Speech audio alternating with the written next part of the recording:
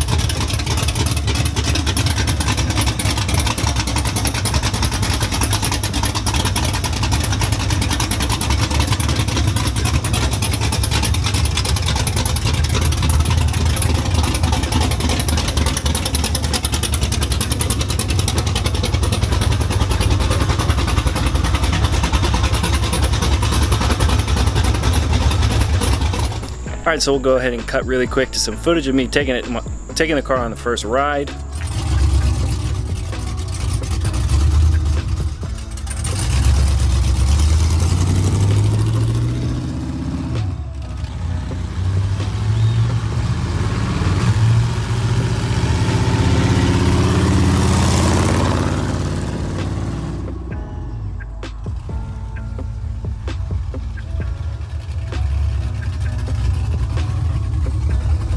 So like I said, the car actually drives really good for, you know, maiden voyage. Like I said, still have lots of little things to do. The rear brakes, I'm pretty sure, don't work at all. I think I had a caliper that's stuck also, so I need to address that. Also need to do some rear shocks. Also, this window motor for the driver's side, the motor I'm pretty sure is shot, so I'm gonna need to do window motor. So I'll have I'll do probably a how-to on that. I've already watched a how-to, but I feel like I can maybe make a more user-friendly how-to on how to do that. Aside from that, I did a new set of headlights. They need to be adjusted still, but look much better. I think once I actually get this paint, these stripes off and the paint fixed up, the car is actually going to look really nice. Aside from that, I have 3 tires that need to be changed. They leak. I've had to air them up every day. 1 tire that's good, so we need to do 3 tires, entire rear suspension, entire rear brake setup. What else we got going on with this thing? Obviously tune it. Oh, the exhaust right now, it is not going to be staying open headers. It's just open headers right now. I have the Y pipe sitting in the trunk. I had to cut the old exhaust towards the rear, so I'm going to have to take that and get the rear welded, the rear of the exhaust welded. So the order that'll probably go is tires, exhaust finished, and then I'll start tearing the rear of the car apart, as far as probably start with shocks and brakes first, get the car driving around, get the motor broken in. Actually, I need to get it tuned before I really start driving around, or at least going, you know, wide open throttle. So far so good with the engine. One thing I actually did do when I finished building the engine, or took it for the first ride, I had automatic transmission fluid everywhere, all over the driveway, and I'm thinking, man, I messed up this transmission somehow. What it was, the transmission cooler line, which is right here, I didn't tighten it all the way because I didn't know that I actually, and I might not have, this upper hose was loose, and I don't ever remember taking it off or loosening it.